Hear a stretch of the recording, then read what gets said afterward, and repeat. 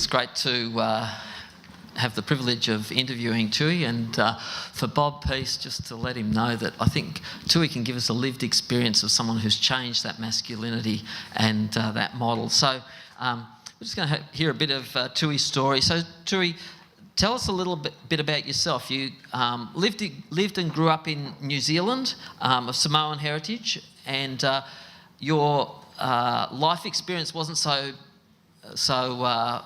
fun and easy when you were young. So tell us a little bit about your youth and growing up. Well, first and foremost, kia ora tātou katoa, talofa, talohani, malolele, bulavinaka, and for those Australians here, g'day.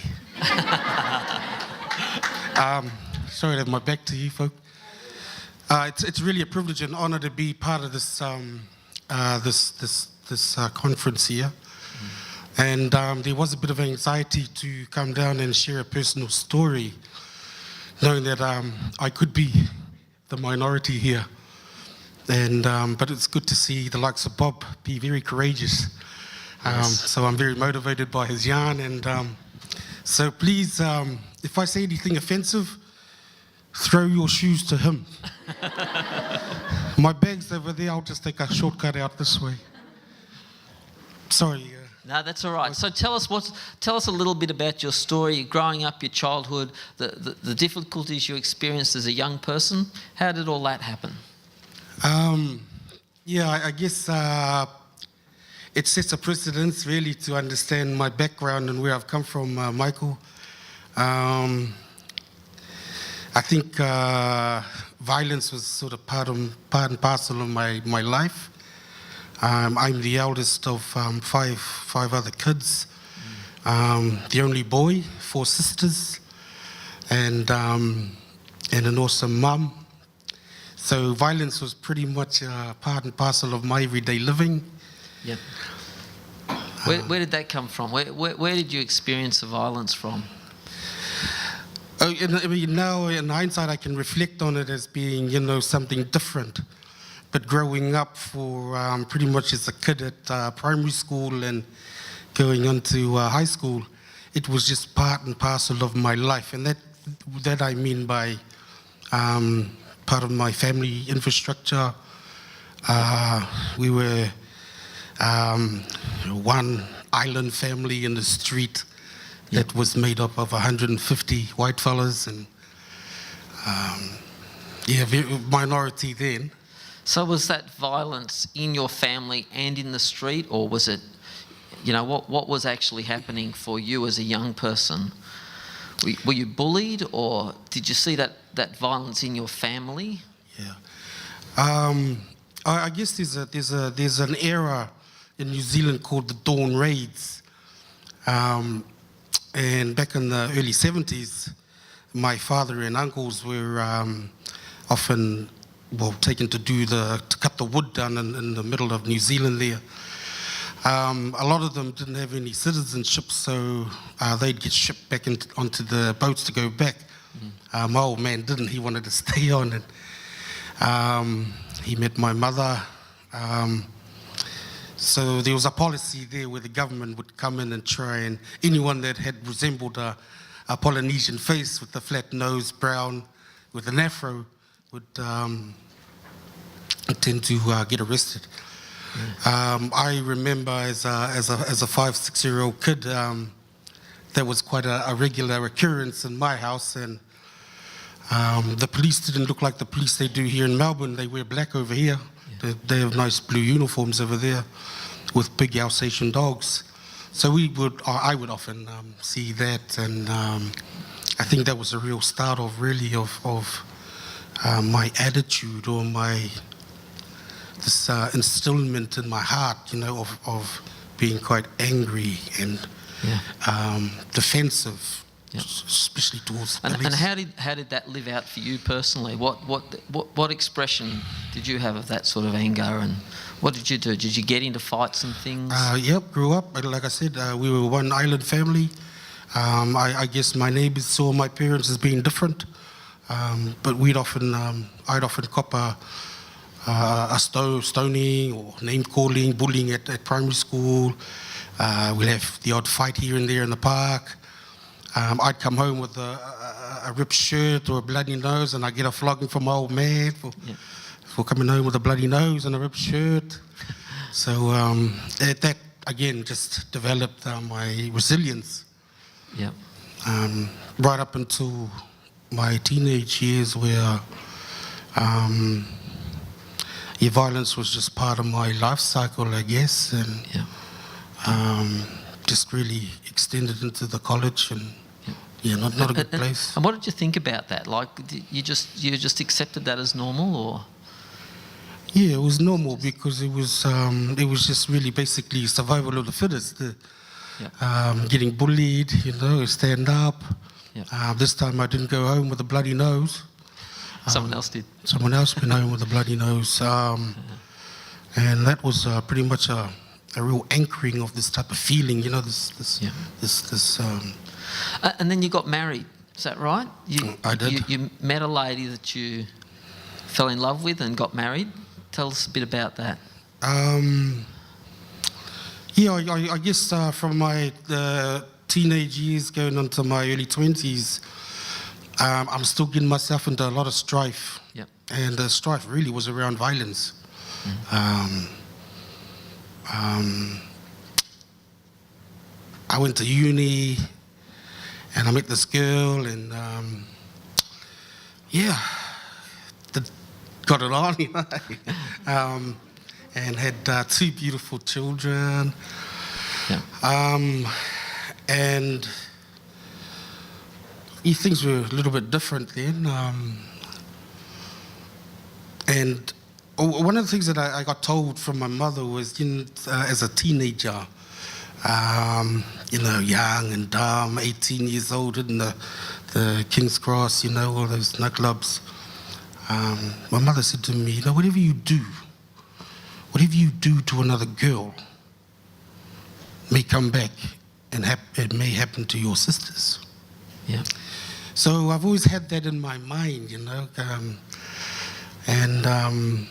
when I met my partner, that's always been a lively part. That's always been very strong influence in my life.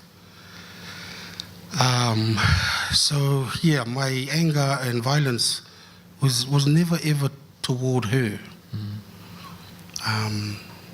but to other people. Look out. Yeah. So what was it for you that changed you, Tui? What was it in your life that really flipped you over and made you really consider this issue of violence and its impact? The degree that I studied, and just before I met my partner, had a really massive change in my life. And I'd completed a bachelor's in theology. Right. And I was also invited to become a candidate within the Presbyterian Church, and I was successful. But one of the things that I learned at university was a strong focus on liberation theology, Yes. which had a strong sense of a feminist perspective. It also had a multicultural theological perspective as well, looking at social justice. And that started to have a bit of a play in my heart, and shaping who Tui really was becoming. And I'm a bit inspired by what Bob is saying, because one of the things that I was starting to learn was the word patriarchy.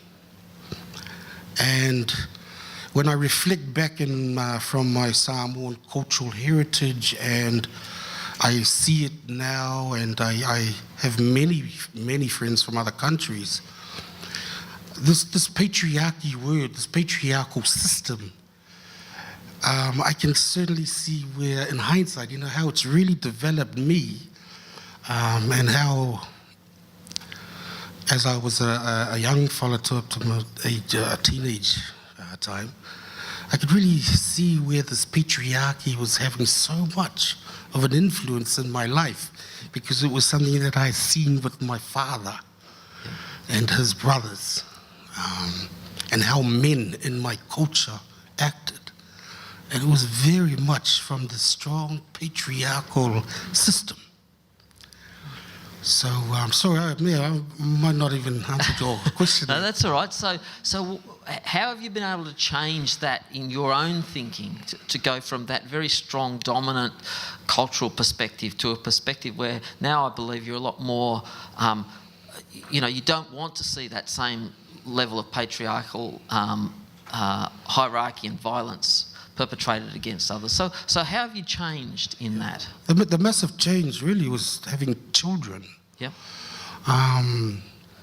And I remember my son was maybe 1.5 years old, and we were working in the church then, and I lost it. I'd become quite angry, and there was something going on in the church that wasn't going right, and I got really, really angry. This is in the privacy of, because church ministers and men of the cloth don't get angry.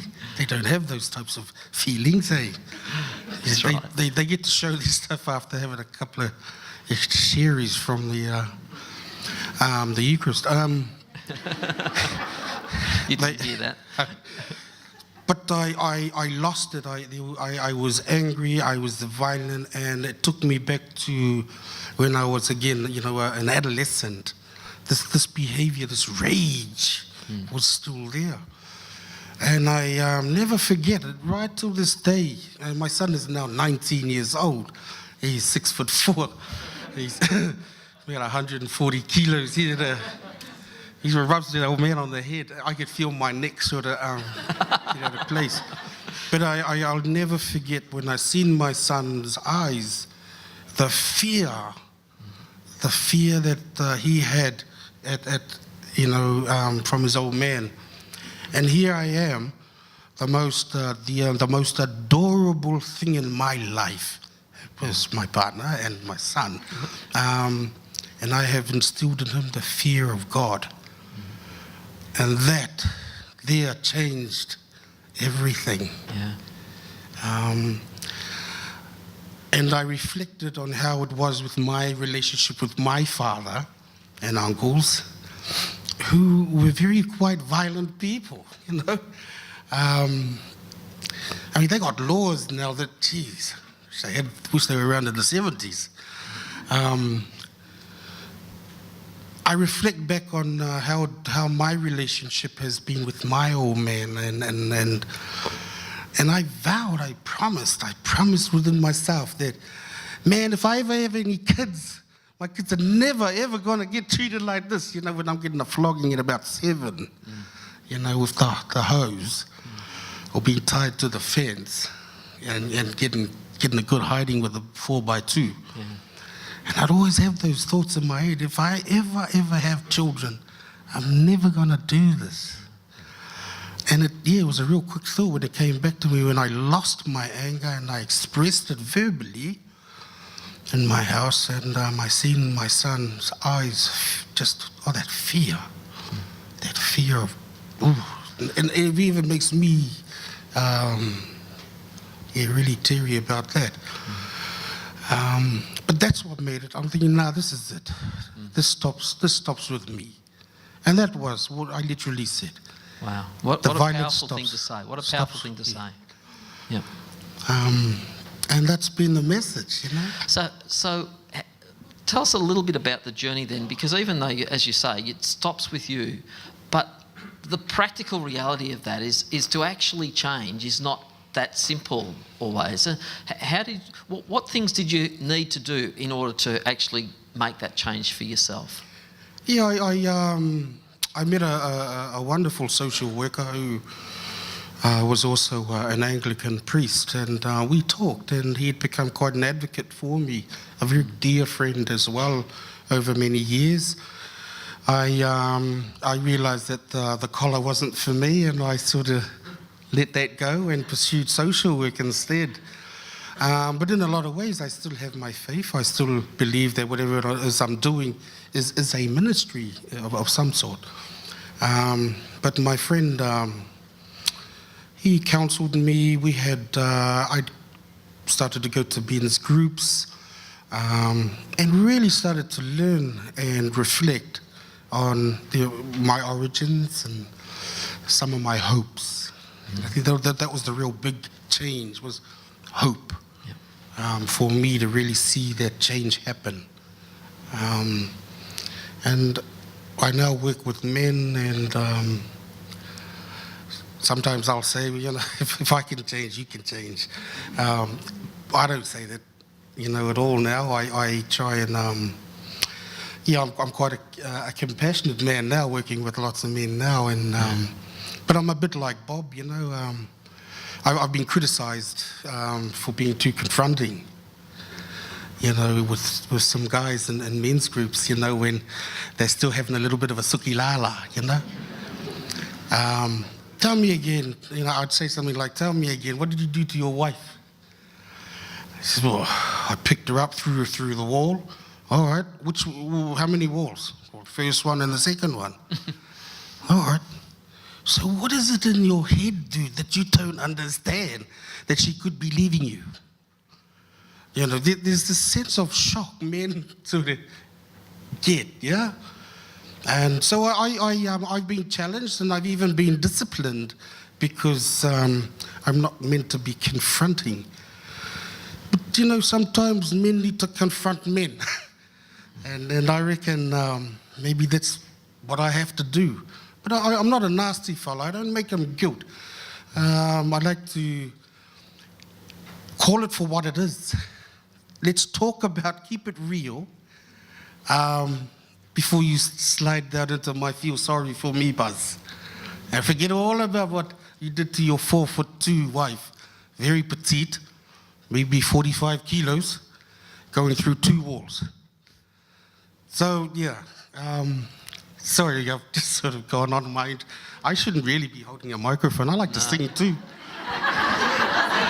You might get me up here to do some dancing very, very shortly. Your preaching training's coming back.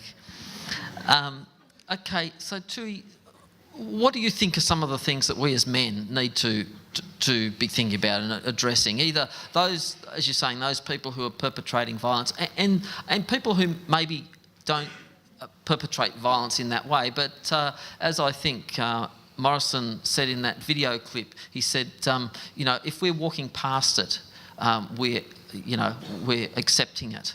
What do you think that, what's the messages that we've got to get out? Violence stops with us fellas. Simple. Today, if I've met a new guy today, I certainly let him know that, dude, the buck stops with you. You're going to be a great dad from here on in. Because anything you do now, positive for your family or your children that you speak of, is going to be positive. I currently, I do a lot of counselling for a lot of men from the Pacific Islands who speak English as a second language. I may not speak their language, but I certainly do the wow, and really, really well.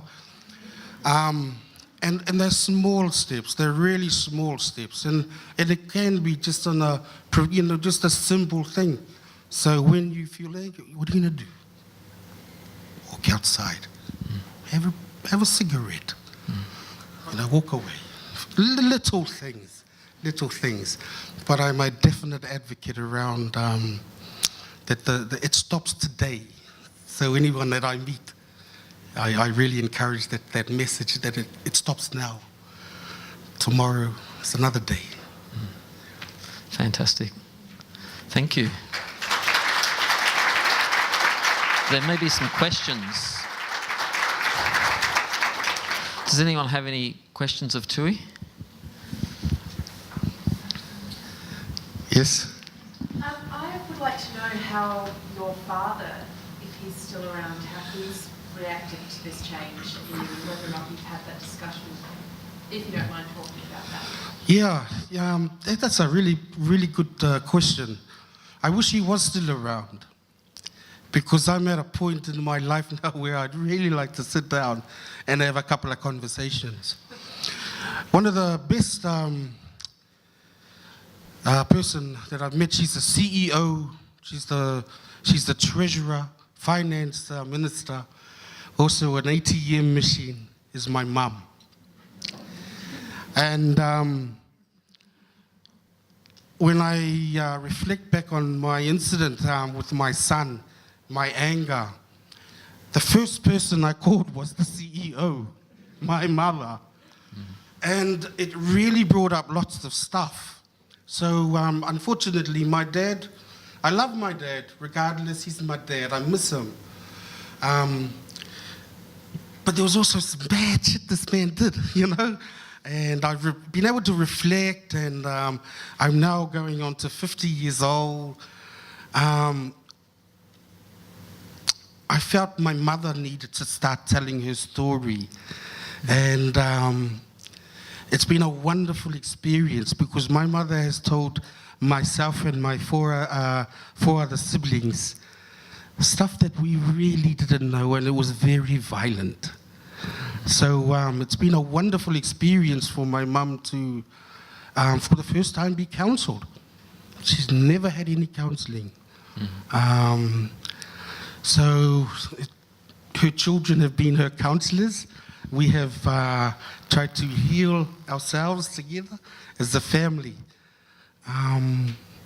But I do realize too that for myself, education has been my ticket. You know, had I not been a real little prick back in those days, and I wish I'd valued education back then, back in those days. And I guess that's my story now, working with young people, is to try and recapture that value education. You'll have so much in your mind to more choices and more decisions. And that's also my message to my younger girls. I also do a girls group for Polynesian girls. It's not about violence and that, but it's about choices and I like to empower them about education, you know. Think about the sacredness of your womanness, not to give it away too easy. You know, these young 12, 13-year-olds getting boyfriends and living like little families. But they got no education. You know, they haven't been able to really live their potential and get their dreams. So, yeah, that's what I'm about. Yeah, but my dad's not around. But I wish he was, because I reckon we'll have a few arguments as well. But I'm not going to go there, you know. You did it, I won't do it. But yeah.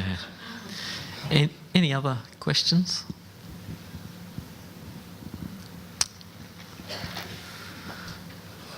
Okay. Can I just say thank you for having me here, to the organisers.